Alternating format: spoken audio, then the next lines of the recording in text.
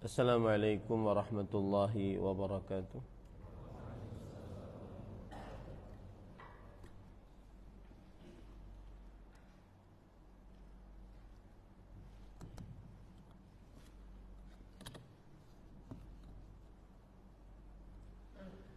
Bismillahirrahmanirrahim. Bismillahirrahmanirrahim. Innal hamdalillah nahmaduhu wa nasta'inuhu wa nastaghfiruh wa na'udzu billahi min shururi anfusina wa sayyiati a'malina. Man yahdihillahu fala mudilla lahu wa man yudlil fala hadiya lahu. Wa ashhadu an la ilaha illallah wahdahu la syarika lahu wa ashhadu anna Muhammadan 'abduhu wa rasuluh. Ya ayyuhalladzina amanu taqullaha haqqa tuqatih wa la tamutunna illa wa antum muslimun. Ya ayyuhan nasu taqu rabbakumul ladzi khalaqakum min nafsin wahidah wa khalaqa minha zawjaha wa batha minhuma rijalan katsiran wa nisaa'a wattaqullaha alladzi tasaaluna bihi wal arham innallaha kana 'alaikum raqiba. Ya ayyuhalladzina amanu taqullaha wa qulu qawlan sadida yuslih lakum a'malakum wa yaghfir lakum dhunubakum wa man yuti'illaha wa rasulahu faqad faza fawzan 'azima. Amma ba'd, fa inna asdaqal hadits kitabullah wa ahsanul hadi hadi Muhammadin sallallahu alaihi wa ala alihi wasallam wa syarrul umuri muhdatsatuha wa kullu muhdatsatin bid'ah wa kullu bid'atin dhalalah wa kullu dhalalatin finnar. Alhamdulillah, kita bersyukur pada Allah Subhanahu wa taala pada hari ini, hari Senin ba'da subuh 11 Safar 1445 Hijriah. Kita dimudahkan oleh Allah Subhanahu wa taala untuk duduk bersama di Masjid An-Nasa'i, Balikpapan, Kalimantan Timur, dalam sebuah kajian tematik membahas tema syartani liqabulil amal, dua syarat diterimanya amal ibadah. Salawat dan salam semoga selalu Allah berikan kepada Nabi kita Muhammad sallallahu alaihi wa ala alihi wasallam, pada keluarga beliau, para sahabat, serta orang-orang yang mengikuti beliau sampai hari kiamat kelak. Dengan nama-nama Allah yang husna dan sifat-sifatnya yang mulia, kita berdoa, Allahumma inna nas'aluka ilman nafi'an wa rizqan tayyiban wa amalan mutaqabbala. Allahumma amin. Ahibati fillah, a'afanillah wa iyyakum, para ikhwah sekalian, para asatidzah yang saya cintai karena Allah, semoga Allah Subhanahu wa taala selalu memberikan afiat kepada kita di dunia dan di akhirat. Tema syartani liqabulil amal, dua syarat diterimanya amal ibadah. Tema ini di awal-awal dakwah salaf masuk ke Indonesia, yaitu tahun 80-an, 90-an, adalah tema-tema yang bergengsi, yang senantiasa dibawakan oleh para ustaz. Tema-tema yang merupakan tema sangat penting di kala itu dan digemari.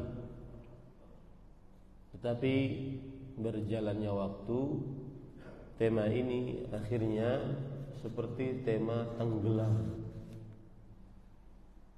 Dan tema-tema inilah yang mendidik kaum muslimin menjadi teguh di dalam tauhid dan beribadah sesuai dengan sunnah. Maka tema ini adalah tema yang penting bagi kehidupan seorang muslim.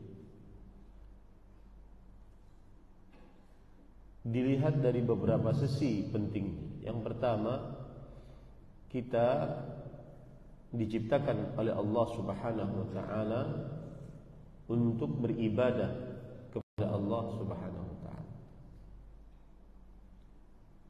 Allah berfirman, "Wa ma khalaqtul jinna wal insa illa liya'budun."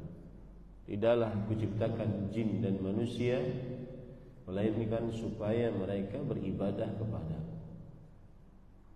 Maka membicarakan tema dua syarat diterimanya amal ibadah adalah penting, karena kita diperintahkan untuk beribadah.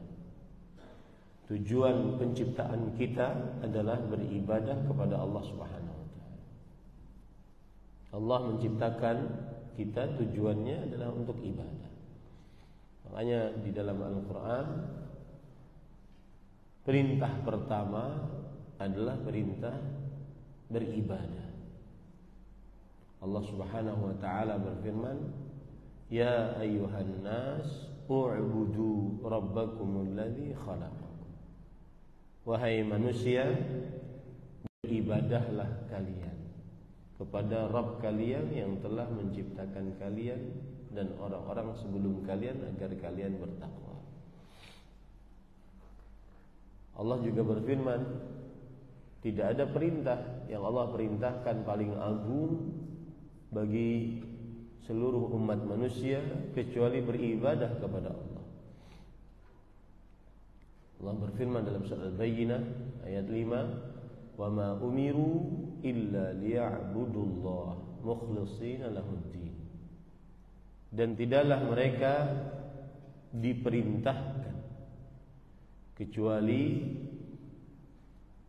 untuk beribadah kepada Allah Subhanahu wa taala dengan ikhlas, menegakkan agama hanya untuk Allah Subhanahu wa taala. Dari sini terlihat pentingnya tema ini. Dua syarat diterimanya amal ibadah. Karena kita diciptakan oleh Allah Subhanahu wa taala untuk beribadah kepada Allah Subhanahu wa taala.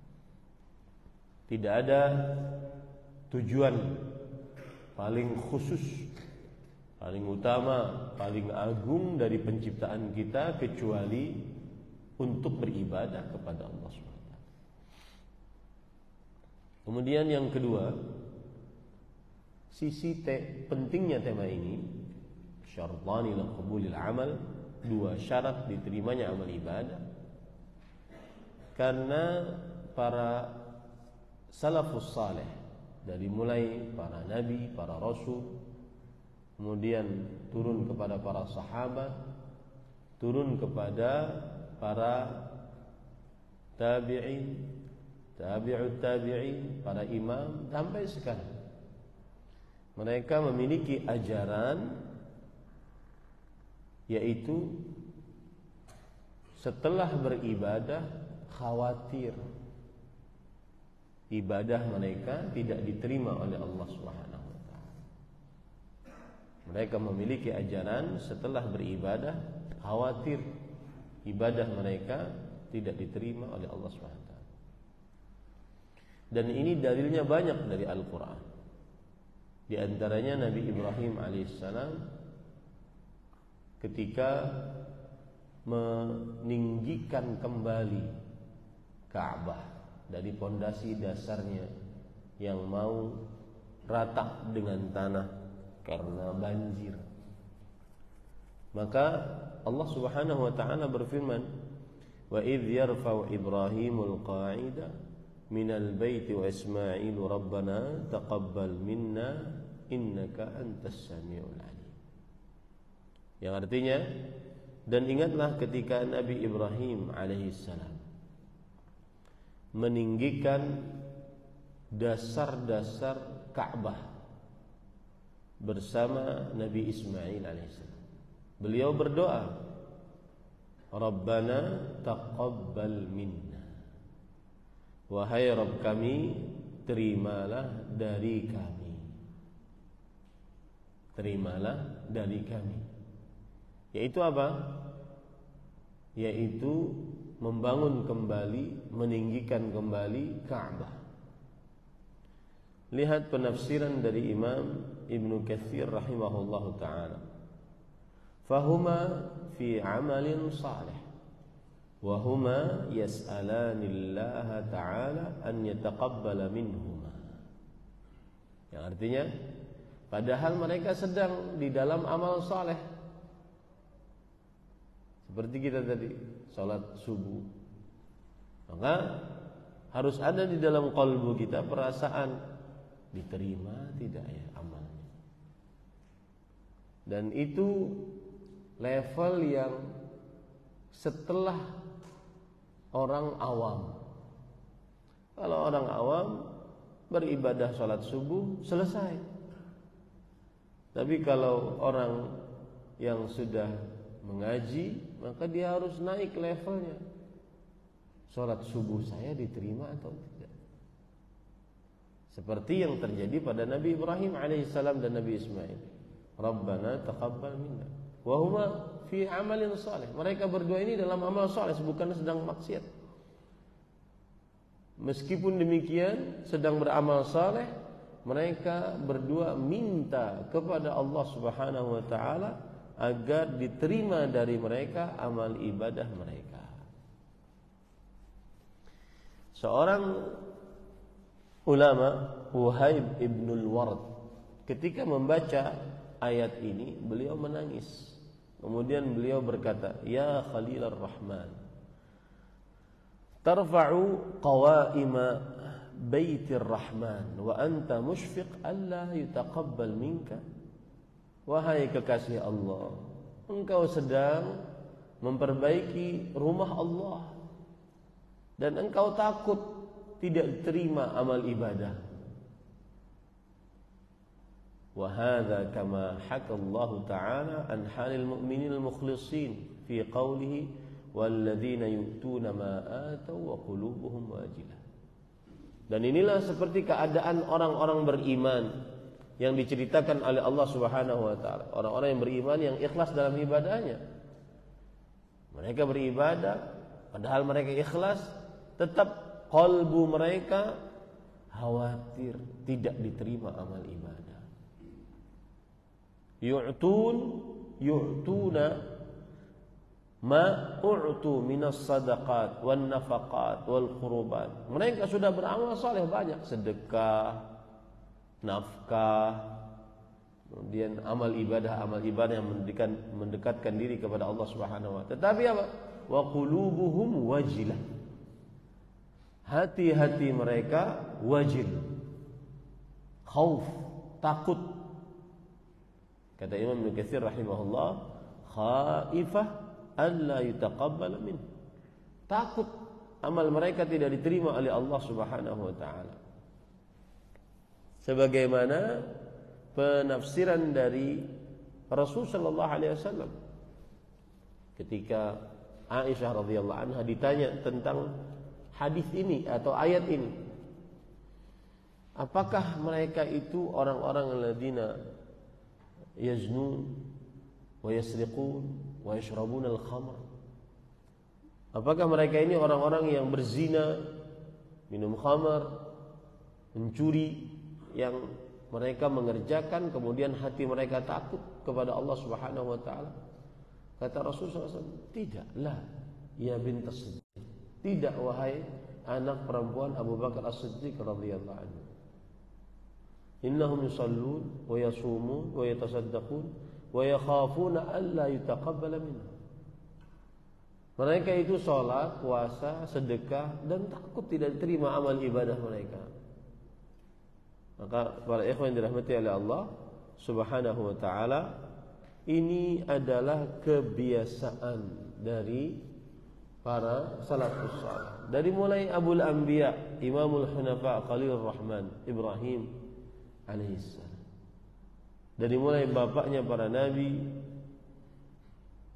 pemimpinnya orang bertauhid, kekasih Allah, ahli ibadah, bahkan disebut oleh Allah saking ahli ibadah, inna Ibrahim kana ummah. Sesungguhnya Nabi Ibrahim itu adalah ummah, yaitu satu orang selayaknya umat manusia, karena saking banyaknya amal ibadah, kemudian saking patutnya dijadikan suri tauladan dalam beribadah kepada Allah Subhanahu wa taala. Tetapi tetap saja beliau ketika beramal takut tidak diterima amal ibadahnya oleh Allah Subhanahu wa taala. Dan saya tadi sudah bilang bahwa ini kebiasaan para salafus saleh. Takut. Berarti misalkan perkataan dari Ali bin Abi Thalib radhiyallahu anhu. Beliau berkata, "Kunu liqabulil amal ashadda minkum ihtimaman minal amal." Alam tasma'u Allah azza wa jalla yaqul, "Innama yataqabbalu Allahu minal muttaqin." Artinya, jadilah kalian orang yang lebih perhatian diterima amal ibadah oleh Allah Subhanahu wa taala daripada perhatian kalian kepada amal ibadah itu sendiri. Bagaimana mindset kita sekarang harus naik levelnya. Bagaimana sholat saya diterima, puasa saya diterima, bagaimana sedekah saya, zakat saya, haji saya diterima, bakti saya diterima. Bukan hanya sekedar mengerjakan amal ibadah itu. Kenapa? Apakah kalian tidak mendengar Allah Subhanahu wa taala berfirman, "Innama yataqabbalullahu minal muttaqin." Sesungguhnya Allah hanya menerima dari orang-orang yang bertakwa. Kata-kata hanya menerima menunjukkan kepada pembatasan.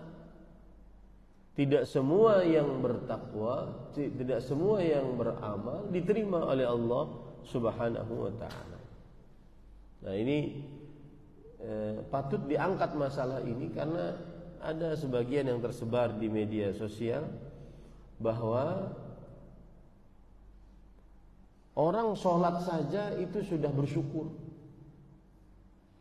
Enggak usah lagi ditakut-takuti amal ibadahnya diterima atau tidak. Orang sholat saja itu sudah bersyukur, kata. Jangan lagi umat ditakut-takuti diterima amal ibadahnya atau tidak. Maka para ikhwan dirahmati oleh Allah Subhanahu wa taala, kita katakan yang merasa takut amal ibadahnya tidak diterima dan itu konsep di dalam beramal, itu adalah para nabi, para rasul. Makanya Rasul sallallahu alaihi wasallam mensyariatkan dalam hadis Thauban riwayat Muslim, kana Rasulullah sallallahu alaihi wasallam idza sarafa min salatihi istaghfara thalatha. Adalah Rasul sallallahu alaihi wasallam kalau telah selesai dari salatnya beliau beristighfar sebanyak 3 kali. Apa rahasianya beliau beristighfar sebanyak 3 kali? Rahasianya adalah agar amal ibadahnya diterima. Mungkin di dalam sholat ada yang terasa kurang, ada yang terasa tidak sempurna, dan seterusnya. Innama itu ada adatul hasr. Itu adalah huruf untuk membatasi. Hanya menerima dari orang-orang yang bertakwa.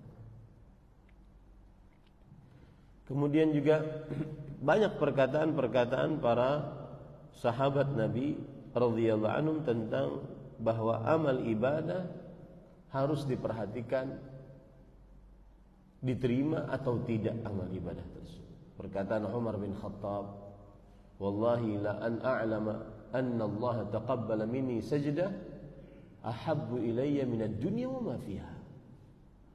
Demi Allah, Allah Subhanahu wa taala menerima dariku Satu sujud saja. Satu sujud, jangan bersujud-sujud. Satu sujud saja. Allah menerima dariku. Maka itu lebih aku sukai dibandingkan mendapatkan dunia dan seisi. Kenapa? Karena kalau seandainya dia diterima amal ibadahnya, satu sujud, satu biji sawi dari kebaikan, maka dia termasuk orang yang bertakwa. Dan orang yang bertakwa tempatnya di dalam surga. Wasari'u ila maghfiratin min rabbikum wa jannatin 'arduha as-samawati wal ard u'iddat lil muttaqin. Dan bersegeralah kalian menggapai ampunan dari Rabb kalian dan surga yang luasnya seluas langit dan bumi yang telah disediakan untuk orang-orang yang bertakwa. Nah, ini jadi pentingnya tema ini adalah tema ini kebiasaan para salafus saleh. Sangat memperhatikan bagaimana amal ibadah mereka diterima atau tidak, bukan hanya sekedar beramal ibadah. Nah, kemudian kita masuk kepada tema kita. Tema kita adalah 2 syarat diterimanya amal ibadah oleh Allah Subhanahu wa taala. 2 syarat ini disebutkan dalam Al-Qur'an. Yaitu Allah Subhanahu wa taala berfirman dalam surah Al-Kahfi, "Faman kana yarju liqa'a rabbih falya'mal 'amalan shalihan wa la yusyrik bi'ibadati rabbih ahada." Yang artinya, barang siapa yang berharap bertemu dengan Allah, yaitu di dalam surga, maka hendaklah dia beramal saleh dan janganlah dia mensyirikkan Rabb-nya di dalam beribadah kepada Allah Subhanahu wa taala dengan seorang pun. Para ikhwan yang dirahmati oleh Allah Subhanahu wa taala, kata Imam Ibnu Katsir rahimahullah di dalam menafsiri ayat ini, hadzani ruknal amal al-mutaqabbal. Inilah 2 rukun amal yang diterima oleh Allah Subhanahu wa taala. Dan tema kita adalah 2 syarat amal. Apa bedanya rukun dengan syarat? Rukun adalah ma la yatimu illa bihi. Sesuatu yang tidak sempurna kecuali dengannya. Ibadah tidak sempurna kecuali dengannya. Syarat sebenarnya juga demikian, tetapi para ulama usul fikih tidak menafsiri demikian. Syarat ditafsiri oleh mereka ma yalzamu min adamil adam wa la yalzamu min wujudi wujudun lidzatihi. Artinya syarat adalah sesuatu yang ketidakberadaannya mengkonsekuensikan tidak sahnya ibadah, dan sesuatu yang keberadaannya tidak mengharuskan adanya ibadah tersebut. Kita ambil bagian pertama saja biar enak. 2 syarat diterimanya amal ibadah.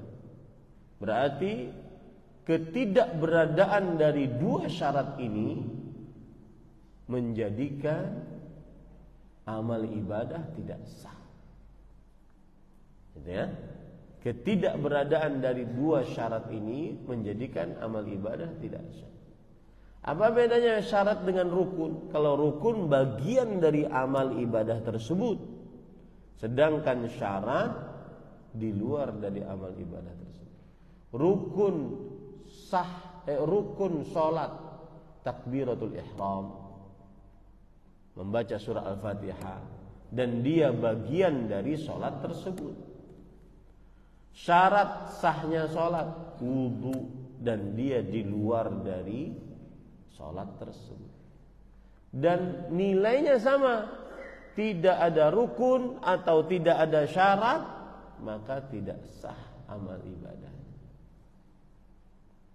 Ya, berarti ini perkara yang sangat penting, yaitu 2 syarat diterimanya amal ibadah kepada Allah Subhanahu wa taala.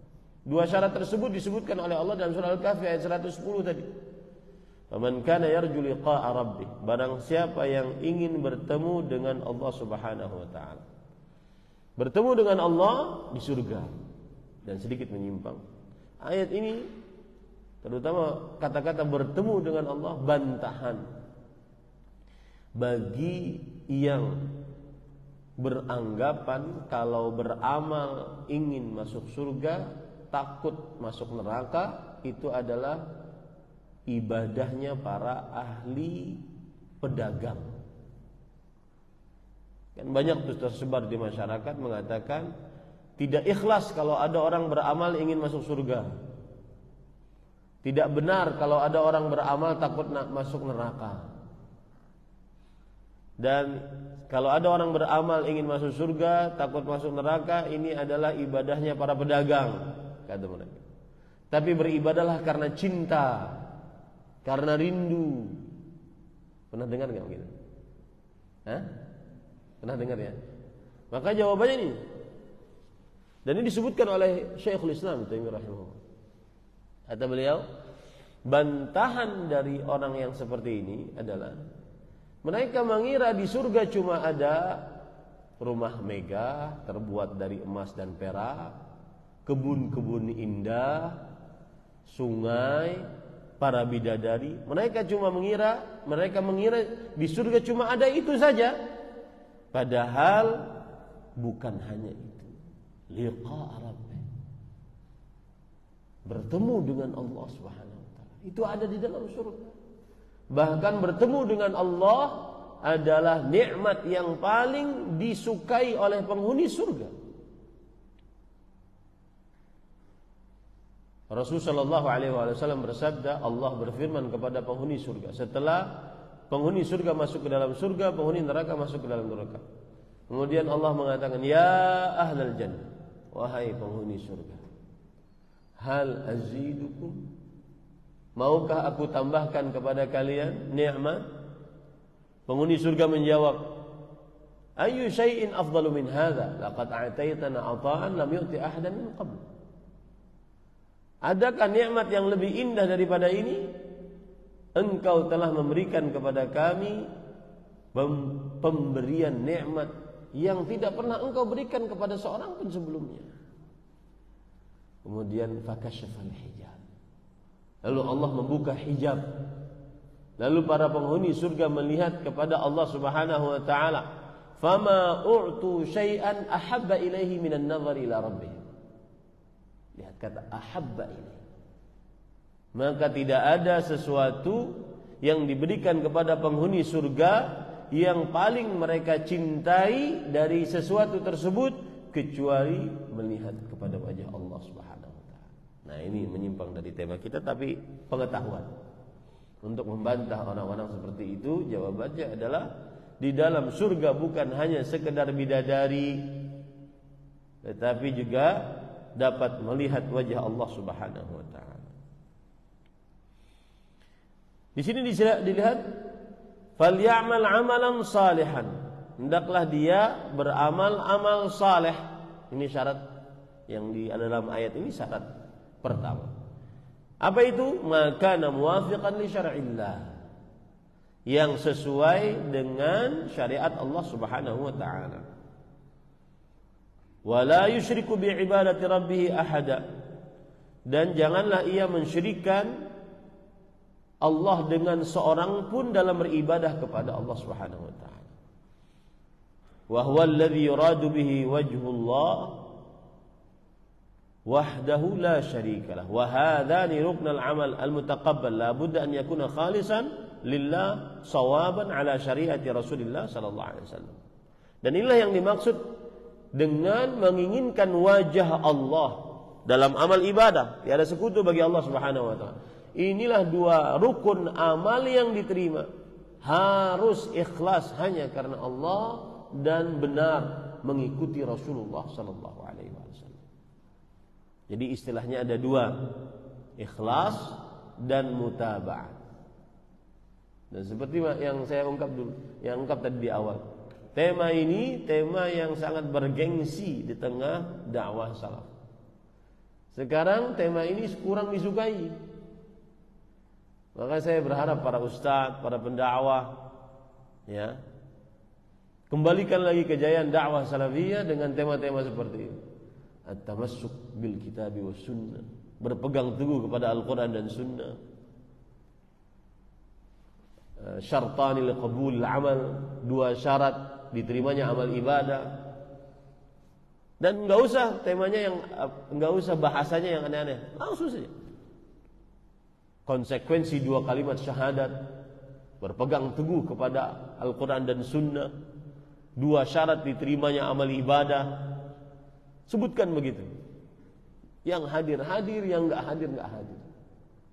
Sekarang tema yang menarik, aku cinta kamu, kamu cinta dia. Itu tema yang lagi ngetren tengah orang-orang yang mengikuti dakwah sunnah, dan diikuti oleh sebagian para ustadznya. Dan kita tidak setuju. Kembalikan dakwah salaf dengan tema-tema bergengsi, manhaj dan tauhid. Tema-tema yang agung, mulia. Mendengarnya saja kita bangga. At-tamassuk bil kitabi was sunnah, berpegang teguh kepada Al-Quran dan Sunnah. Muqtadha syahadatain, konsekuensi dua kalimat syahadat. Syartani liqabulil amal, dua syarat diterimanya amal ibadah. Tema-tema yang agung, mulia.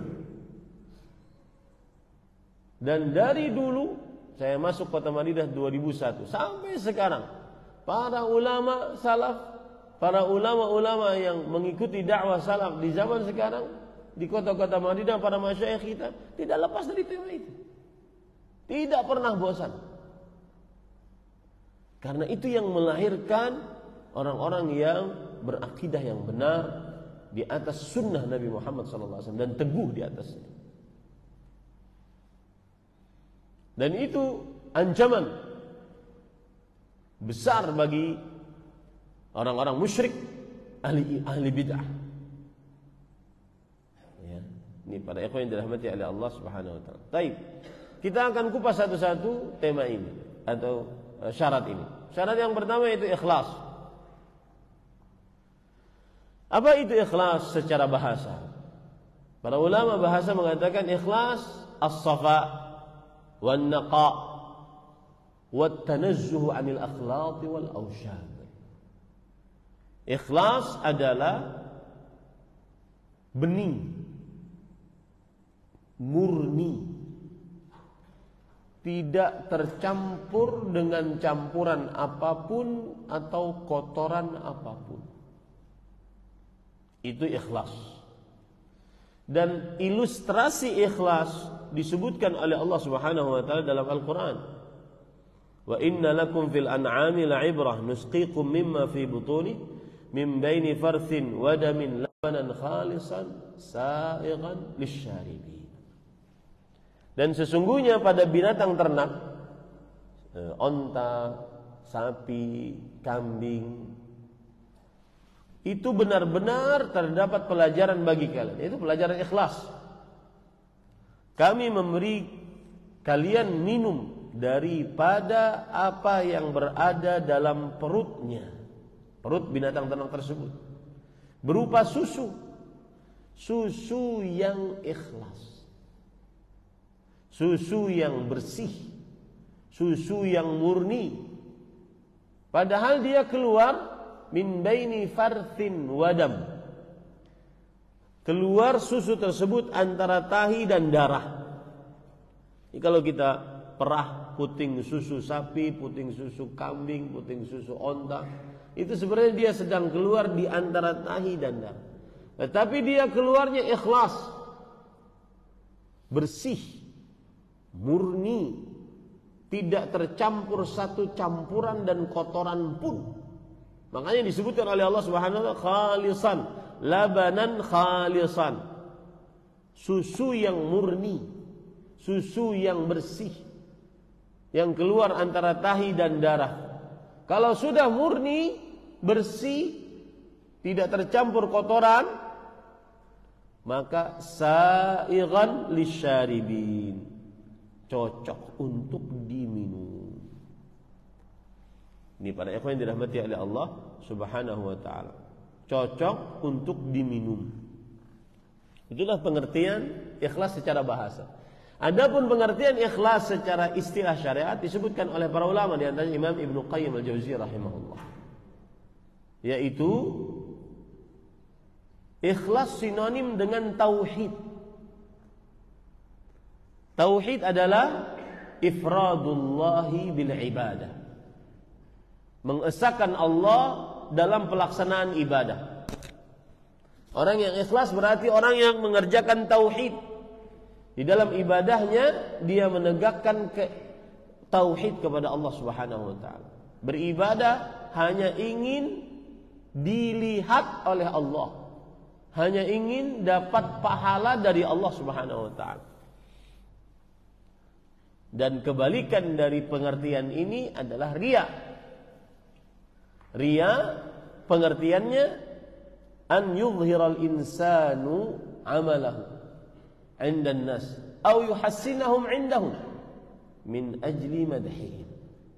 Seseorang memperlihatkan amalnya di hadapan manusia atau memperbagus amalnya di hadapan mereka untuk mendapatkan pujian dan hadiah.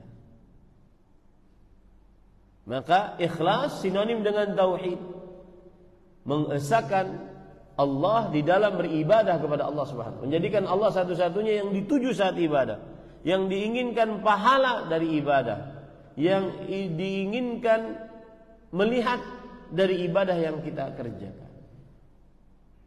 Ini pengertian pertama dari ikhlas. Pengertian yang kedua dari ikhlas, dan saya berpesan kepada para santri, hafalkan pengertian-pengertian ini. Dan saya pesan pada para santri terutama, kalian akan menjadi pendakwah. Dan dakwah yang paling utama disampaikan adalah dakwah tauhid. Maka kalian harus lancar, fasih dalam urusan tauhid. Meskipun nantinya akan melanjutkan ke jenjang jurusan-jurusan khusus, Quran, tafsir, fikih, tetapi urusan tauhid semua penuntut ilmu wajib fasih, lancar, tidak boleh terbata-bata di dalamnya. Karena mereka-mereka ini Pak yang akan meneruskan estafet. Kita mati, harus ada regenerasi yang menjunjung dakwah tauhid. Pada ikhwan yang dirahmati oleh Allah, pengertian yang lain ikhlas adalah alla tatluba ala amalika syahidan ghairallah wala mujaziyan siwa. Dikatakan oleh Imam Al-Qayyim rahimahullah ta'ala bahwa ikhlas, engkau tidak mencari atas amalmu seorang yang melihatnya dan seorang yang memberi ganjaran atasnya selain Allah Subhanahu wa taala. Seorang beramal, dalam amalnya dia tidak mencari ada yang melihatnya, ada yang memberi ganjaran kepadanya selain Allah Subhanahu wa taala. Itulah ikhlas. Di dalam perkataan beliau yang lain, beliau membawakan perkataan para ulama, ikhlas adalah istiwa'u a'malil 'abdi fi adh-dhahir wal batin. Ikhlas adalah balansinya, samanya amalan seorang hamba, baik saat di hadapan orang banyak atau saat sendirian. Itu ikhlas. Nah, ini para ikhwan dirahmati oleh Allah Subhanahu wa taala.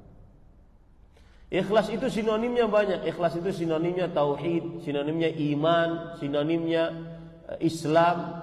Allah berfirman dalam Al-Quran, man amila salihan min dzakarin aw untha wa huwa mu'min. Barang siapa yang beramal saleh dari laki-laki dan perempuan dalam keadaan dia beriman, falanuhyiyannahu hayatan thayyibah wa lanajziyannahum ajrahum bi ahsani ma kanu ya'malun. Surah An-Nahl ayat 97. Dalam keadaan beriman, dalam keadaan ikhlas.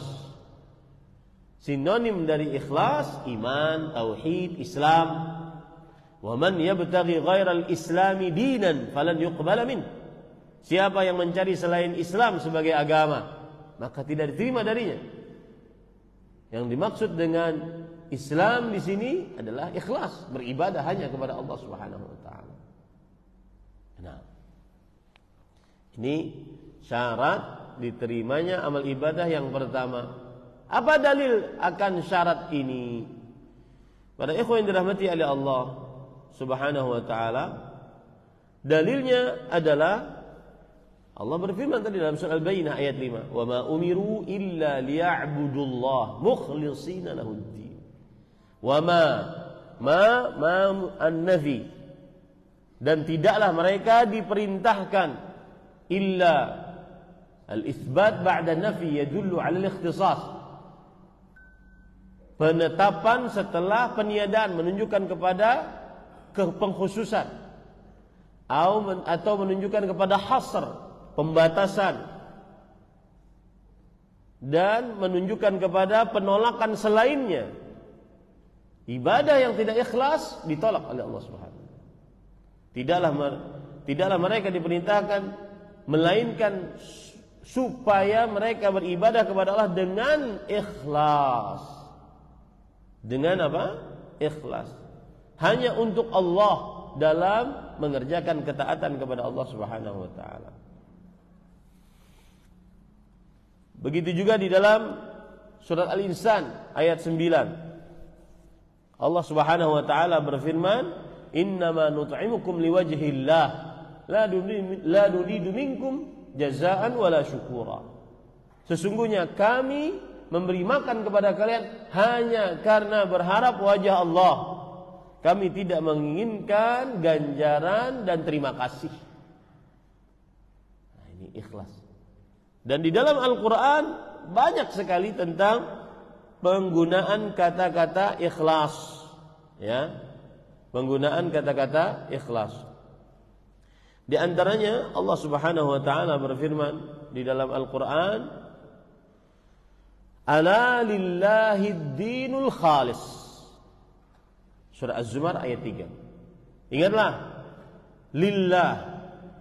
lillah didahulukan, padahal dia adalah aturan di akhir. Dan para ulama nahwu mengatakan taqdimu ma haqqu ta'khir yadullu 'ala al-ikhtisas. Mengedepankan yang semestinya diakhirkan menunjukkan kepada pengkhususan. Makanya diterjemahkan, ingatlah hanya milik Allah ad-din al-khalis. Ad-din di sini adalah al-amal. Ad-din al-amal. Karena kata ad-din di dalam bahasa Arab, di dalam Al-Quran banyak artinya. Seperti Maliki Yaumiddin, raja di hari pembalasan. Al-jaza' alal amal. Ada kadang-kadang ad-din diartikan dengan amal, ada kadang-kadang ad-din diartikan dengan al-jaza' alal amal, ada kadang-kadang pahala atas amal, ada kadang-kadang diartikan dengan i'tiqad, dengan keyakinan.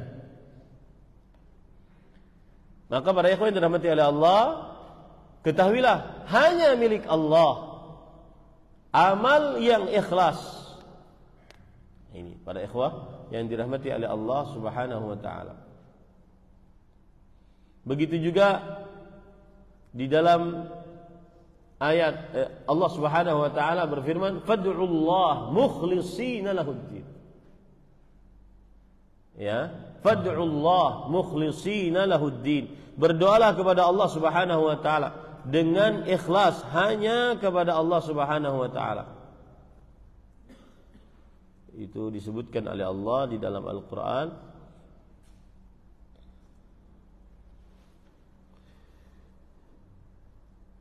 Surat Az-Zumar ayat 2. Fa'budillah mukhlishan lahuddin. Beribadahlah kepada Allah ikhlas hanya untuk Allah dalam mengerjakan ketaatan kepada Allah Subhanahu wa taala. Dalam surat Az-Zumar ayat 11 juga begitu. Qul inni umirtu an a'budallah mukhlishan lahuddin.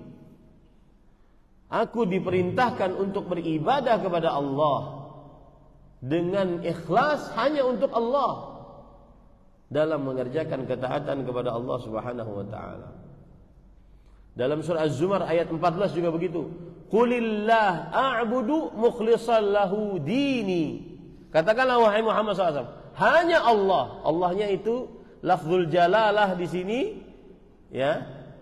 Dia diberlakukan padanya ibadah. Didahulukan, semestinya diakhirkan. Dan kaedahnya tadi, sesuatu yang didahulukan padahal dia diakhirkan, itu menunjukkan kepada pengkhususan.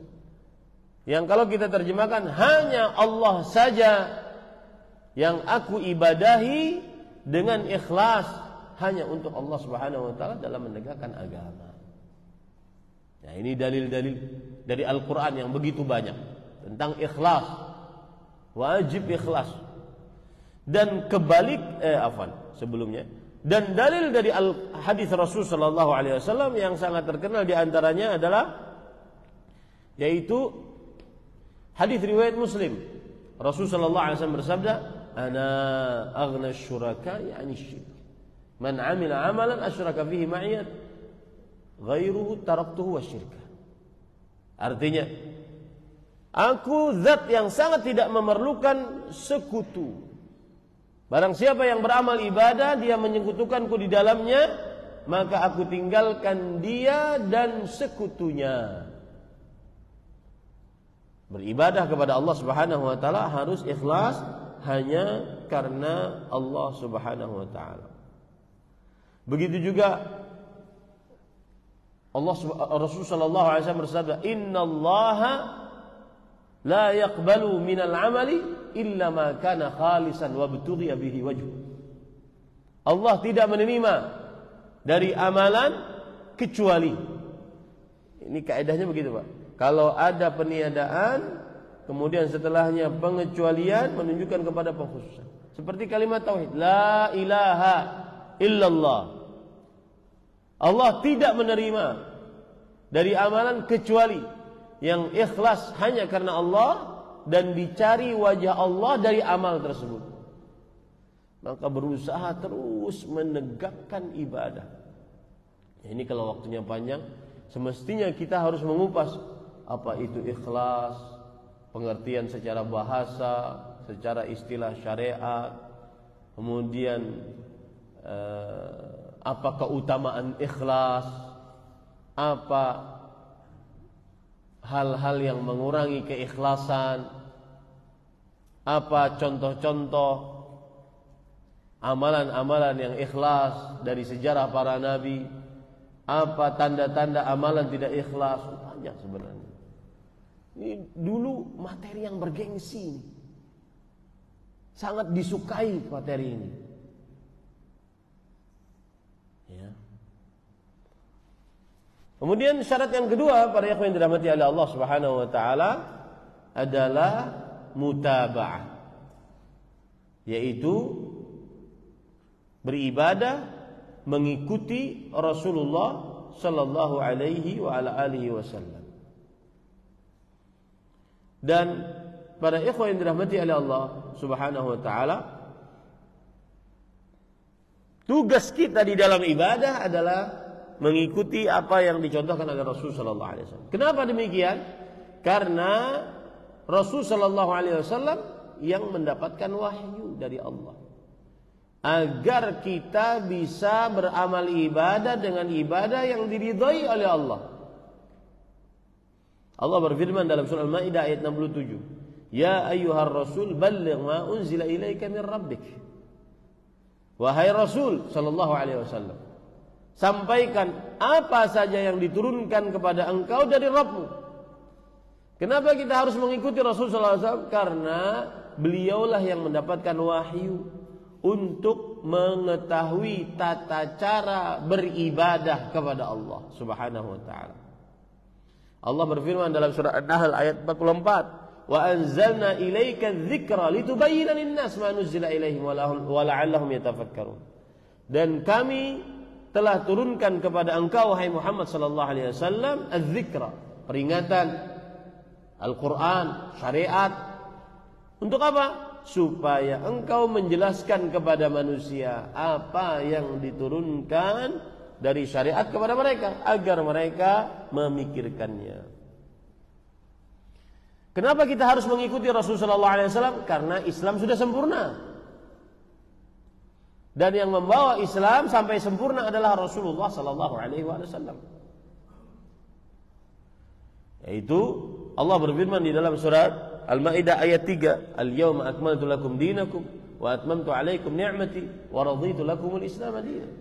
Hari ini kusempurnakan bagi kalian agama kalian dan kusempurnakan atas kalian nikmatku dan kuridai bagi kalian Islam sebagai agama. Kenapa kita harus mengikuti Rasul sallallahu alaihi wasallam? Karena Islam yang selain dibawa oleh Rasul sallallahu alaihi wasallam tidak akan diterima oleh Allah. Dalam surah Ali Imran ayat 85, "Wa man yabtaghi ghairal islami dinan falan yuqbala min wa huwa fil akhirati minal khasirin." Siapa yang mencari selain Islam sebagai amalan, maka tidak akan diterima darinya dan dia di akhirat termasuk orang-orang yang merugi. Kenapa kita wajib mengikuti Rasul sallallahu alaihi wasallam? Karena yang beliau sampaikan adalah wahyu dari Allah Subhanahu wa taala, bukan dari hawa nafsu. Dalam surah An-Najm ayat 1 sampai 4 Allah Subhanahu wa taala berfirman, "Wan najmi idza hawa ma dhalla sa'yukum wa ma dhalla sahibukum wa ma ghawa ma yantiqu 'anil hawa in huwa illa wahyun." Demi bintang jika telah lepas dan tidaklah nabi kalian sesat dan juga menyimpang, dan tidaklah nabi kalian berbicara dari hawa nafsu kecuali pembicaraan beliau adalah wahyu yang diwahyukan oleh Allah Subhanahu wa taala. Maka wajib bagi kita di sini untuk mengikuti Rasul sallallahu alaihi wasallam dengan sebab-sebab tadi. Dan pengikutan kita kepada Rasul sallallahu alaihi wasallam dalam ibadah itu adalah sebuah kewajiban.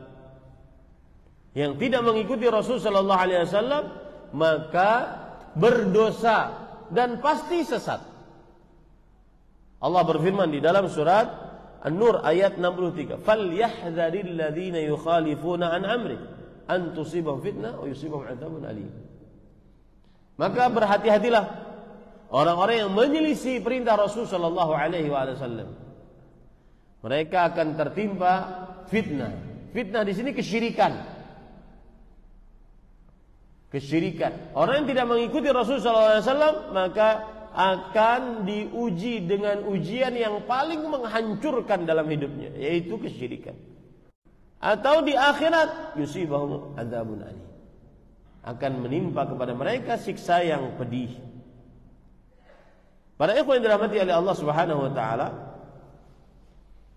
mengikuti Rasul sallallahu alaihi wasallam dan tidak berbuat bid'ah di dalam agama adalah perintah di dalam syariat Islam. Rasul sallallahu alaihi wasallam bersabda,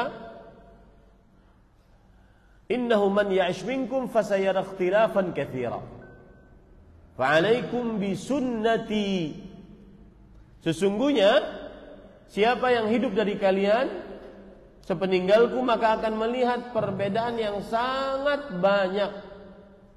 Maka hendaklah kalian berpegang teguh kepada sunnahku wa sunnatil khulafair rasyidin al-mahdiyyin min ba'd, dan sunnah khalifah rasyidah yang diberi petunjuk setelahku. Ini dalil yang menunjukkan bahwa mengikuti Rasul sallallahu alaihi wasallam dalam ibadah adalah perintah, dan asal hukum perintah menunjukkan kepada kewajiban. Allah Subhanahu wa taala juga berfirman di dalam Al-Qur'an, "Inna hadza sirati mustaqiman fattabi'uh." Sesungguhnya ini adalah jalanku yang lurus, maka ikutilah. Mengikuti petunjuk Rasul sallallahu alaihi wasallam dalam ibadah. Dan siapa yang beribadah tidak mengikuti petunjuk Rasul sallallahu alaihi wasallam, maka tidak diterima amal ibadahnya. Rasul sallallahu alaihi wasallam bersabda, "Man 'amila 'amalan laisa 'alaihi amruna fahuwa radd." Siapa saja yang beramal apapun yang tidak ada contohnya dari kami, maka amalannya tertolak. Di situ di dalam hadis tadi semuanya menggunakan kata-kata nakirah. Siapa saja, man ismul mausul yadullu ala tufidul umum. Siapa saja, siapapun, mau laki, perempuan, kaya, miskin, penguasa, rakyat jelata, orang alim, orang bodoh, siapapun yang beramal apapun amalan, kata nakirah yang tidak ada penekanan siapa dan apanya. Amalan apapun, baik amalan ucapan, amalan perbuatan, amalan qalbu, laisa alaihi amruna. Nah, di sini baru ada ta'rif yang tidak ada contohnya dari kami. Kami di sini adalah Rasul sallallahu alaihi wasallam. Fahuwa rad, ini nakirah lagi, maka dia tertolak. Pasti benar-benar tertolak. Tidak ada 0,00% pun diterima, pasti ditolak.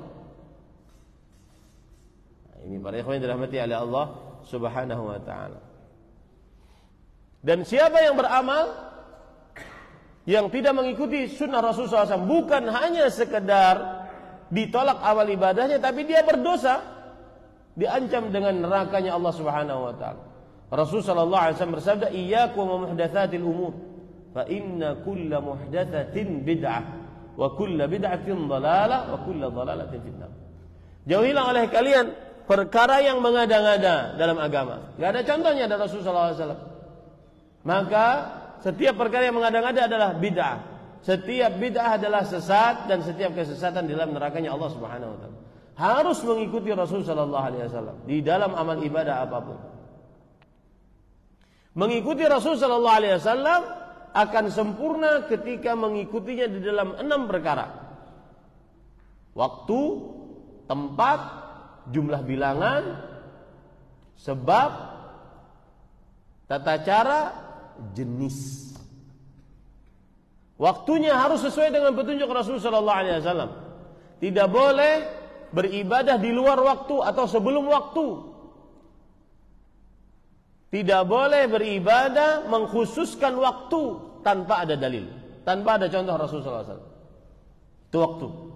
Saya beri contoh, misalkan kita ambil dulu jenis amalnya. Jenis amalnya misalkan selawat. Berselawat. Oke, ada dalilnya. Innallaha wa malaikatahu yusholluna 'alan nabiyyi ayyuhalladzina amanu shallu 'alaihi wa sallimu taslima. Ada dalilnya tentang selawat. Oke, jenisnya bagus. Ada dalilnya. Tapi lihat waktunya. Apakah ada di dalam Al-Qur'an atau hadis Rasul sallallahu alaihi wasallam pembatasan waktu? Jika tidak ada berarti dia umum. Silahkan berselawat kapan saja. Waktunya, mau pagi, siang, sore, malam, silahkan. Dan tidak boleh dibatasi pada pembatasan tertentu yang di dalamnya dianggap istimewa daripada waktu yang lain. Enggak boleh, kecuali yang ada dalilnya. Seperti hari Jumat ya. Tidak boleh dibatasi dengan pembatasan waktu jika memang ibadahnya umum, belum ada pembatasan. Yang dianggap beribadah di waktu tersebut lebih utama daripada selainnya, enggak boleh. Yang kedua, tempat. Harus beribadah sesuai dengan tempat. Tidak boleh beribadah yang sudah ditentukan tempatnya, dikerjakan ibadah tersebut di tempat lain. Seperti tawaf. Tidak boleh tawaf di kuburan. Nah, tawaf hanya bisa dikerjakan di Ka'bah Al-Musyarrafah, mengelilingi Ka'bah. Seperti i'tikaf. Tidak boleh beriktikaf di luar masjid. Kalau seandainya itu adalah i'tikaf syar'i. Allah Subhanahu wa taala berfirman, "Wa antum 'akifuna fil masajid." Dan kalian beriktikaf di masjid-masjid. Tidak boleh beriktikaf di depan kuburan, keramat. Kenapa demikian? Karena bukan tempat i'tikaf di kuburan. Tidak boleh beriktikaf di sebuah tempat yang belum ditentukan tempat tersebut oleh Rasul sallallahu alaihi wasallam. Tidak boleh beribadah di sebuah tempat yang dianggap istimewa dari tempat-tempat lain kecuali dengan sunnah Rasul sallallahu alaihi wasallam. Waktu, tempat, jumlah bilangan.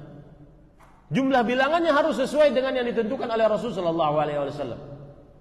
Dan subhanallah para ikhwah, saya sering melihat beberapa masyayikh di kota Madinah. Mereka sangat perhatian dengan berzikir setelah subuh, setelah sholat. Dan mereka perhatikan hitungannya itu. Karena ditentukan dalam syariat Islam. Benar-benar perhatikan. Kenapa? Karena disebutkan jumlah bilangannya 33, 33, 33. Mereka benar-benar hitung. Sehingga tidak lebih, tidak kurang. Itu benar-benar teliti di dalam mengerjakan sunnah Rasulullah SAW. Jumlah bilangan. Tidak boleh beribadah dengan jumlah bilangan yang di luar dari ketentuan yang disebutkan dalam syariat Islam, yang dianggap lebih istimewa dibandingkan jumlah bilangan lainnya. Seperti salawat tadi. Salawat waktunya tidak boleh dibatasi kecuali yang dibatasi oleh Rasulullah SAW.